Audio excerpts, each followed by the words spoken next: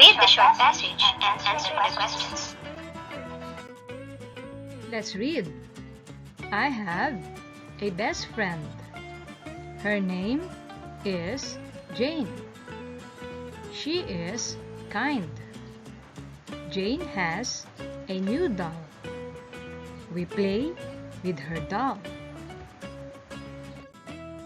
It's your turn. Read the words when they get green. Ready?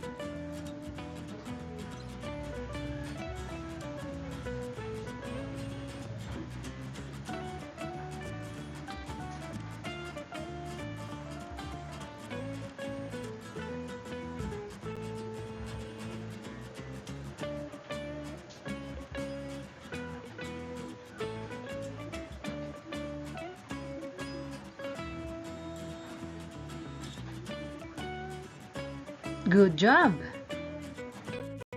Now, do this activity. Fill in the blanks to complete the sentences. Get your pad paper and write your answers there. Pause this video and start now. Are you done? Let's check your work.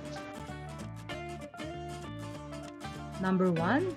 I have a friend. The answer is friend.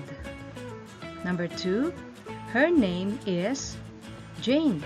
The answer is Jane. Number 3, she is kind. The answer is kind.